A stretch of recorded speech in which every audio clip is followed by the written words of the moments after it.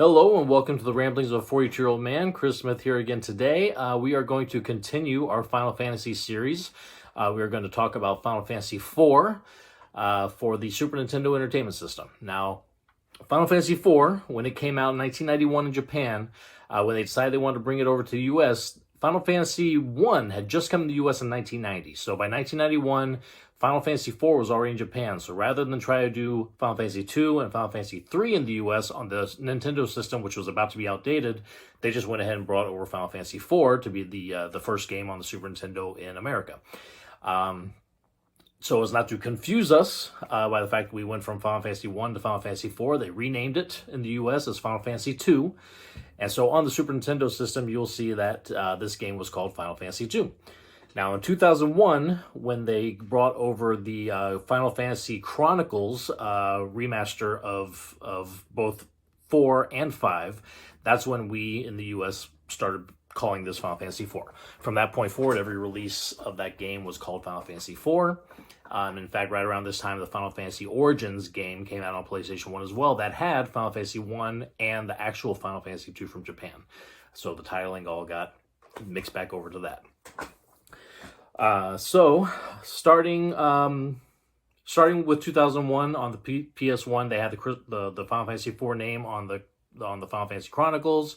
The same time they brought out Origins that had 1 and 2. The Chronicles had 4 and 5, which we'll talk about 5 next week. Now 5 was unreleased in the US until this 2001 PlayStation 1 version came out. So we will get into all of that next week. But then also there was a different version of Final Fantasy IV created for the DS. When we talked about Final Fantasy III last week, we mentioned the fact that they did a 3D version on the DS system, and they did the same thing here for Final Fantasy IV. They remade it with the same kind of 3D graphics that they used for Final Fantasy III. And again, I'm not big on those graphics, but being that was Final Fantasy IV and I really love that game, I have played that version all the way through, and there's some neat system tweaks they've got going on from the original game on it as well, but I still just don't like the look of it.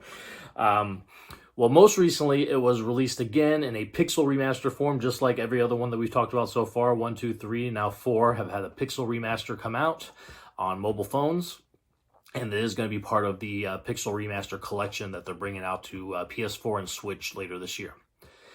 So again, directed by Hironobu Sakaguchi, music by Nobuo Uematsu. Those two are still working tightly together. We'll get at least one more game with the two of them working tightly together before they start branching off in different ways. But this one, that team is still working together.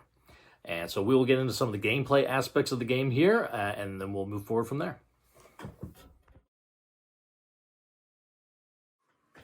Some of the gameplay aspects of Final Fantasy IV that make it kind of unique, especially at this point in the Final Fantasy lore, is that you have about a dozen different playable characters, and these characters will be kind of rotating in and out throughout the game. So where Final Fantasy I all the way through Final Fantasy III, you had your 4 characters, and that was it. Final Fantasy II had some rotational guests in it, but other than that, you really were sticking with your main crew of characters. The story of Final Fantasy IV involves a lot of different characters you'll meet that'll join you, and then things will happen where they'll leave, and you'll get other characters to join. And so you end up with about a total of 12 different characters that you will play as at some point throughout the game. Your main character, Cecil, which the Nintendo DS 3D version has voice acting, and they call him Cecil. I'm sorry, I have called him Cecil since I first played this game in 1991. I will continue to call him Cecil until I stop playing this game. So Cecil is your main protagonist. He is a Dark Knight, and he is the only constant member of your team. You will always have Cecil in your team. The other ones rotate in and out as you go, and then each character has their own job class in this game. So instead of being like Final Fantasy III, where your 4 characters could change jobs at will, this case, depending on what character's coming in or out of your party, you will have different job classes at different times. So like Cecil starts off his game as a Dark Knight. You'll see Dragoons, you'll see black and blue mages, or not blue, I'm sorry, black and white mages. You will see some that can do both, kind of like the red mage class that we saw before. You'll have monks, you'll have ninjas, you'll have pretty much a class devoted to summoning magic. So you'll still have some interesting classes coming in now, and we'll talk to those more as we kind of go throughout the story of the game. We'll give you little backgrounds of what each of these characters can and can't do when they come on in. So again, this story is where really the Final Fantasy stories kick in. Final Fantasy 1, 2, and 3 were very much just, here's 4 characters, go play. Very limited story, very limited narrative to it. But Final Fantasy 4 has a very sprawling, open story. A lot of characters, a lot of character interactions. Each character has specific wants and needs and backstories. And so it's very much, this was the beginning of how Final Fantasy story-wise kind of became what it is even going into today. And so another difference with this game versus pretty much any of them, up to this point, you've had 4 characters at a time. In Final Fantasy IV, you can actually have 5 characters playing with you at a time. So when you get into your battles, you'll have 5 people instead of your normal 4 that you were seeing. And then when we get into future games, you'll even get down to 3. So this is pretty much the only one I can think of where you have 5 characters playing. The back row, front row setup is still in place. In this case, you either can have 3 people in the front and 2 in the back, or you can flop it to where you can have 2 in the front and 3 in the back. So if you have a weaker magic type character, or if you have somebody with like the Dragoon ability where they're going to jump the whole time, you can put them in the back row so they take less damage, but they'll still be able to hit as hard because those attacks are kind of long range. Where if you're swinging with a sword, you're going to want to be in the front, and that's usually your tankier characters anyway who can take the hits. So those are good ones to have in the front. New thing with this game also is the active time battle system. So up until now with 1, 2, and 3, you inputted all of your commands for your characters, and then the turn started. And you guys each kind of took your turns. The enemy would fight, you'd fight, each player gets your turn, and you start again. And go ahead and select your next turn. What is introduced here is an active time battle system where you have a gauge at the bottom that kind of slowly fills up, and when it's full, you can take your turn. And there's a different gauge for each one of your characters, and their speeds can be different, so they might be able to go a little faster with each turn. Enemies have the same thing. And what it does is it pretty much makes it to where there's always action happening. You can't just be at the end of your turn and then just stop playing, because the enemies will keep hitting you. So you got to be able to take your turns and stuff, and it makes it a little more realistic versus stop, input your turn, go and take your turn. You're always just constantly on the move, and that will pretty much be the case for most Final Fantasy games going forward until they do away with turn-based battle systems completely when they get into more action-oriented games in the newer numbered series. Magic is a little different now. Instead of buying it or finding it in treasure chests, your magicians will actually learn them as they go up levels. Higher levels they go, bigger, hard working magic they'll get. So, that's that kind of new to this way. And that'll also kind of continue for a lot of future games as well. So that's gameplay stuff. And in our next section, we'll start getting into some of the plot and story details. I am not going to go quite as in depth as maybe I've gone in 1, 2, and 3 because the story is so dense and I don't want to talk to you guys for an hour. But let's get on to that part. All right, so the game opens up with your character Cecil. He is a Dark Knight, which in this game means that he's in dark black armor. He's got a dark sword. He has an attack called Darkness that'll attack everybody on the field, but it'll also damage him for a certain amount of hit points as well. So it can be a good attack if you've got a lot of enemies on the field, and he does have normally a pretty decent amount of hit points. I mean, I won't do it every single time that you attack with him, but it would be a useful ability sometimes. So he has gone to the village of Masadia, the mage village, on commands from his king in the kingdom of Baron to take their crystal. So he goes, he takes their crystal. They don't fight back. He's feeling conflicted. Why are we doing this? They're peaceful. They weren't even fighting us, and we stole the crystal. He kind of gets back to Baron, and he explains these thoughts to the king. The king is not happy with this, and he calls him a traitor, kicks him out of the kingdom, and gives him this task that he has to fulfill. He tells him to take this package to the summoning town of Mist. His friend Cain, the Dragoon, comes to kind of defend him and gets the same treatment. Kicked out of the kingdom. You can go with Cecil too, then, and blah, blah, blah. So on their way out, they see Rosa, who is Cecil's love interest. And, Cecil tells her that he's leaving the kingdom, that he doesn't feel like he's worthy of her because he's this evil dark knight. He's very conflicted over the things that he's done and the profession that he's chosen, I guess you could say. And so the next morning, he and Cain go out. Now, Cain is a Dragoon who we've seen in Final Fantasy III. That job class involved, they wield spears, they jump, and they land on targets to do pretty decent damage. I don't know if it's double damage, but it's a pretty good chunk of damage. It does take a little longer in your typical fight, Command, which he also has. He can also just do a fight command, but the special combination for him is to jump and to land on people. So him and Cecil, Kane and Cecil, they go to the Village of Mist. They go in, and that package they brought is a bomb. It blows up the city. They're okay, and they find this little girl summoner named Rydia, and she, is very scared of them and summons a Titan creature to kind of protect herself. Causes an earthquake. Cecil wakes up next to the unconscious Rydia, and Kane has disappeared. So Cecil decides to take Rydia to the closest town, get her healed up. He apologizes for what happened, that he was used, that he's going to fight against Baron and stop this kind of stuff from happening anymore.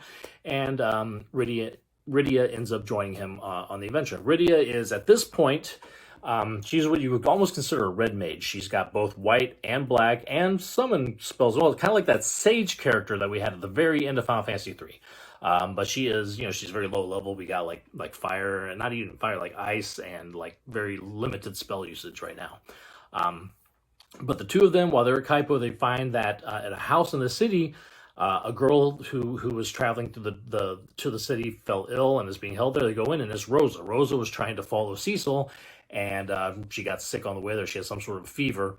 And the only way to break this fever is by this sand ruby that is further off in the continent. So Cecil and Rydia go through an underground cave system to get to the kingdom of Damcyan, which is right next to where this sand ruby can be found at.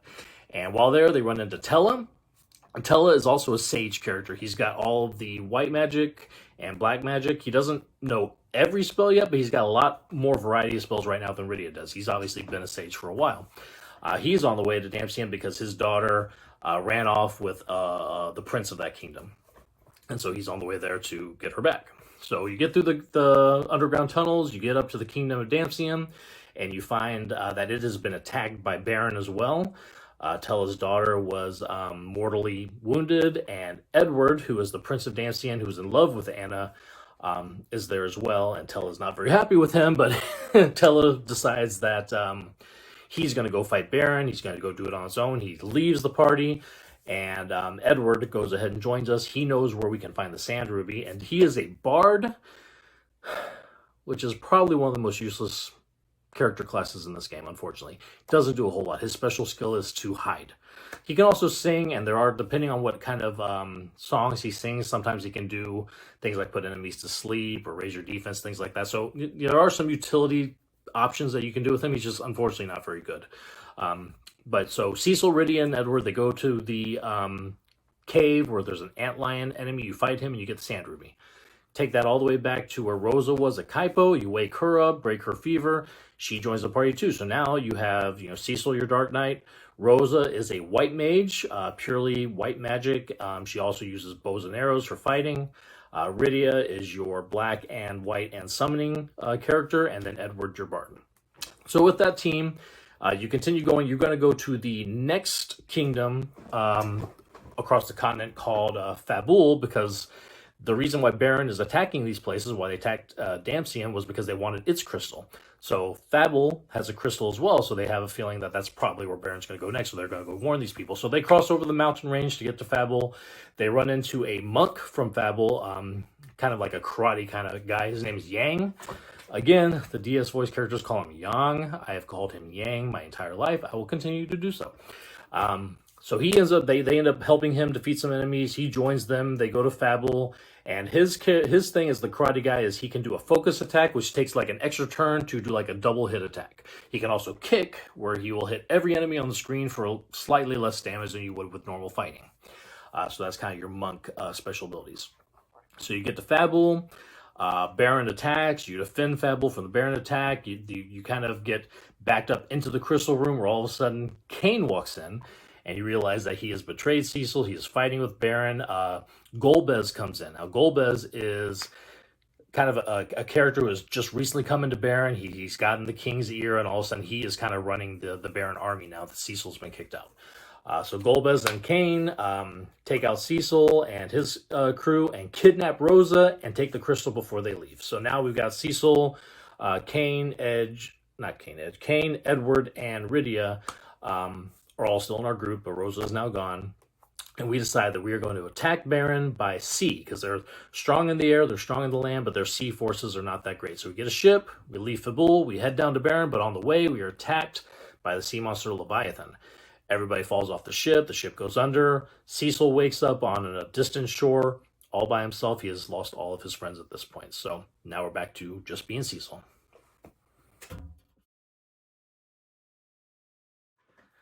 So Cecil goes into the closest village next to where he washed up, and guess what? It is Mysidia, the wizard town that he took the crystal from at the very beginning. So they are not happy to see him, but he goes to talk to the elder, and he tells them that he's sorry, that he wants to try to make amends and redeem. He's trying to take out Baron and defeat Golbez now.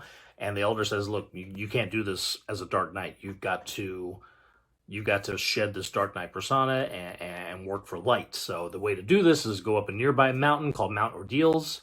At the top, you'll be able to find a way to break from this Dark Knight skill that you have. So he sends a young pair of wizards with him. One is white magic, one is black magic. You got Palom and Parom. They're very young. They're like children. But they're going to go with Cecil and help him go up this mountain. As they're going up the mountain, they run into Tella again, who has been searching for his own kind of lost abilities on Mount Ordeals. He's trying to learn Meteor, which is like the ultimate magic in Final Fantasy IV. He believes he needs it to be able to defeat Golbez. So they go up to the top. They get there, and there's kind of a trial for Cecil. He has to battle against himself, and by doing so, he banishes the Dark Knight persona, and he becomes a paladin. His sprite changes and everything, so he is now, instead of a Dark Knight, he's a paladin character, which is, again, a fighter class that also has a little bit of white magic to it as well. And his special ability is something called kind of like, I don't remember what they call it, but it's like Protect, where if somebody who is really low on health is about to get hit, he'll jump in front of him and take the hit instead. I think it's Cover. I think is what they call it in the game, Cover. So he's done that. He hears a voice that's kind of talking to him. It keeps calling him his son up here, that he doesn't quite understand how that works. But we'll find out a little bit more about that later in the game. Tella learns his Meteor spell while they're up there. Cecil is now a paladin. Parom and Tella come with him back to Mysidia. The elder's like, oh my god, you actually did this thing. I can't believe it actually worked. But we have an underground tunnel that will take you to Baron, so you can go to Baron and try to stop what Baron is doing over there now that you have this different light style fighting. So we do that. We go through, and we find in Baron that Yang is there. He has been mind controlled by the Baron guards. He's actually one of the captains of the guards, so we have to kind of break him from the mind control. He tells us that he's got a key that'll lead us to like an underground entrance to the castle of Baron. So he joins the party. So now we got a full party of Cecil, Yang, Tella, Palom, and Parom. Your five. I think it's only the second time we've had 5 full people in the party. So we go through the castle. We fight the enemy there, who has taken over the king of Baron. So the king is not actually the king anymore. He was killed and has been impersonated by this evil entity called Kegnazo, I believe they call him. He's one of the 4 fiends. We actually fought the Earth Fiend back on Mount Ordeals. I think I skipped past that real quick. But so this is the second fiend we fought. We beat him. On the way out, though, we fall into a trap, and Palom and Parom have to turn themselves to stone to save us from these walls that are trying to close in on us. And so they've been stoned. We can't free them at this point. So now we're down to Cecil, Tella, Yang, and Sid, who is the airship engineer for Baron. He was imprisoned by the fake king, and so we're able to break him out. And he's like, "Hey, I've got an airship. Let's use this to go to the next kingdom that has a crystal and see if we can't stop it from being taken." So we take the airship over to Troya, which is this next kingdom. We find out there that their crystal has already been stolen, but not by Baron. It's been stolen by the Dark Elf. So we have to go up to the Dark Elf cave, defeat him, get the crystal, come back to Troya. But then on the way back, Kane on another airship comes up next to us and says, "Hey, if you want Rosa back, you're going to bring us this crystal and we'll do an exchange, that crystal for Rosa." So we follow mostly because we want to get Rosa back. We're hoping that we can try to find some way of doing it without losing the crystal. But we go what's called the Tower of Zot is where they take us. Go all the way up the tower. We get up there. Golbez is there. Tella goes insane and just starts fighting Golbez one-on-one using all this magic spells that he has. He casts Meteor. It pretty much it kills Tella. It hurts him so bad that he ends up dying. And Golbez is hurt, but he's not dead. So he escapes with the crystal, but the meteor spell knocked off his mind control, I guess, that he had over Kane. And Kane helps us rescue Rosa from the tower before it falls. So now we have Cecil, Kane, Rosa, Sid, Cecil, Kane, Rosa, Sid, and Yang. So now we talk to Kane. He tells us kind of what Golbez's plan is. He's collecting all these crystals to go to the moon, and I'm not sure exactly what it is he wants to do on the moon, but he's collecting all these crystals to open up the path to the moon. He's collected all the ones on the surface world, but there is an underworld that has crystals as well. So Kane is able to tell us how to get to the underworld so that we can stop Baron from being able to collect all the crystals down there. So that's kind of the end of this part. We go down into the underworld, and that's where we'll kick off the next part of the game. So in the underworld, we go to a castle that we see close by, and it is a dwarven kingdom. They have a crystal still. 2 other crystals that were in the underground have already been taken. So there's only 2 left. The one in this castle and then one in a sealed cave down to the south. So while we're talking to the king, though, we realize that somebody has broken into the crystal room. And we run back there. We fight an enemy that Golbez sent. Golbez himself actually shows up. Before that all happens, actually, Sid leaves because he needs to repair the airship underground. Has kind of damaged it to the point where it won't fly anymore. So he goes off to fix the airship. We get attacked by Golbez. We fight him. He's kind of kicking our tails. And all of a sudden, a summoned monster appears and blows him away. And we find out that it's Rydia. Rydia has come back. When she was attacked by Leviathan, she actually went to the land of the summoned monsters where time works a little differently. So now instead of a little girl, she's a grown woman. And so she was able to help defeat Golbez. Again, he's not dead, though. He still manages to grab the crystal and escape before we can stop him. Kind of keeps happening, doesn't it? But now we have Rydia in the party. So this is probably my favorite party of the game. We have Cecil, we have Kane, we have Rosa and Rydia, and then we have Yang. So we decided that we're going to attack this tower that the crystals are being housed in. It's called the Tower of Babel. So we go that way. We go up with the tower. We get to the top, and we try to get into the crystals, but we're stopped by somebody who works for Golbez, Dr. Luigi. Stops us from being able to get the crystals. The crystals are actually in the upper part of the tower that we actually have to get to from the upper world. We can't do it through the underworld. So we leave the tower. On the way down, the enemy is attacking all the dwarves from cannons that are on the tower. So Yang goes in and blows up the cannons on the tower, and we lose Yang. Yang leaves the party at this point. So with our 4 people, we get back to the Dwarven Kingdom. Sid comes. He's fixed the airship for us, so we can now go back up to the overworld and go to the Tower of Babel from there to try to get the crystals. On the way there, we notice there's a kingdom. It's called Eblin, next to the Tower of Babel. It has been destroyed. We find out when we go into a cave to try to get to Babel that's where the kingdom is kind of holed up at. The prince has gone to try to find the king and queen in the tower. We run into him on the way there, trying to fight the fire fiend who destroyed his town. And unfortunately, he's not strong enough to take on him yet. So he joins our party, hoping that we'll be strong enough to do so. So we go up the Tower of Babel. We end up fighting this fire fiend. We do defeat him. But when we go into the crystal room, we fall through a trapdoor, and we're all the way back down into the underworld again. So at this point, we have Cecil, Kane, Rosa, and Rydia, and the prince that we picked up, his name is Edge, and he's a ninja. He can two-hand swords. He has some magical skills called Nujitsu, and he can also steal items, which unfortunately this game is not hugely useful. They haven't really figured out the whole stealing mechanic just yet with the Final Fantasy series. We'll get there in the future, though. So that's our core group right now. We decided that we're going to go after that last crystal that was down in that sealed cave. So we head down that way, go through the cave, get the crystal. On the way out, guess what? Golbez brainwashes Kane again. Somehow Kane grabs the crystal from us and leaves the party and takes the crystal to Golbez. So we get out. The Tower of Babel has been activated, and they can now get up to the moon. We go to my city and talk to the elder, and he says that if they do this prayer or something, it's going to open up another way of the moon. And what it is it awakens an airship out of the sea, and this airship has the ability to cross space to the moon.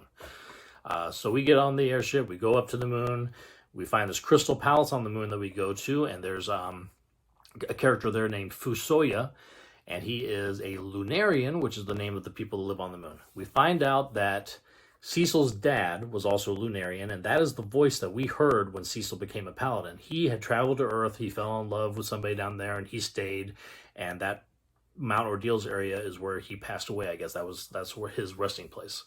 And so that's why Cecil was hearing the voice of his father when he was doing that. So Fusoya joins us to come back down to Earth because he knows that Golbez is going to raise the giant of Babel to try to destroy the Earth. So we get down there, and we find that the giant has awakened. He's running around destroying things. We actually fly into him, and a pretty cool dungeon where we're actually climbing up different areas of the giant. And so we get up to the top, and we defeat the CPU of the giant. The giant's done. Golbez comes out, "How dare you do this?" And Fusoya runs up to him, does something to him to make him no longer be under a mind control, because he also was under a mind control from another Lunarian called Zemus. And what Zemus is doing is he's trapped in the middle of the moon, and he's using his abilities to make people work for him. So he got Golbez to do all this stuff to try to open up the path to the moon, to destroy the Earth, and try to open up a way for Zemus to come down to Earth as well. It's a complicated plot. After how many times I played this game, I don't always understand every little intricate detail, but that's Final Fantasy. You'll find that a lot in Final Fantasy. Sometimes the plots are just a little weird. But the next goal is, actually, hold on, before we get into that, Fusoya also tells Golbez that his dad was a Lunarian, and we find out he was the same Lunarian that was Cecil's dad. So Golbez and Cecil are actually brothers. So boom, boom, boom, plot twist. So that kind of gets us to where we're about to start the in-game proceedings, and we'll jump onto that in just a second. All right, so where we left off, Golbez just found out that him and Cecil are brothers. Fusoya says to Golbez can come with me. Let's go fight Zemus and stop him from being able to take over the world. So they go off, and the party's kind of like, Cecil, don't you think we should go help too? Let's go get up there. So we do, and we decide, since Golbez, his mind control is broken, guess what? Kane's mind control is broken again too, and Kane comes back in the party. So we got our final group. Our final group is Cecil the Paladin, Kane the Dragoon, Edge the Ninja, Rosa the White Mage, and Rydia the Summoner. And so we're going to take that crew, we're going to jump on our airship, go up to the moon, go into the Crystal Palace, go through one of the best final dungeons I think I've seen in any of these Final Fantasy games. And we go all the way down to the center of the moon. So when we get to the center of the moon, we see Fusoya and Golbez are fighting Zemus. They are able to defeat him. We're like, hell, awesome, game over, and we don't even have to fight a final bad guy? Sure. Yeah, that's not the case. Zemus raises, like, the evil spirit of Zemus is too strong to go, and he is now Zeromus, the evil hatred of Zemus. I told you these games get complicated. So Fusoya and Golbez try to defeat him. They are not able to. The crystal that is needed to kind of make Zeromus into a fightable form, Golbez is not able to use because of his kind of dark background. This is where Cecil comes in. He's the paladin. He's got the light background. He's able to use this crystal, put Zeromus into a fightable form, and so our party decides to fight. We fight him. We hopefully defeat him because this is the end of the game. And then, yeah, Zemus is defeated. Zeromus is defeated. Golbez and Fusoya decide to stay on the moon and keep things safe up there. Golbez and Cecil have a final farewell. They call each other brother. It's all sweet and everything. And then our party all goes back to Earth. Cecil and Rosa get married. Cecil becomes the king of Baron. We see Edward rebuilding Damcian. We see Yang up in Fabul. We see Paloma Parome were able to be healed by the Elder. They're not stone anymore. They're over in Mysidia. What else? Cid is in Baron with Cecil and Rosa.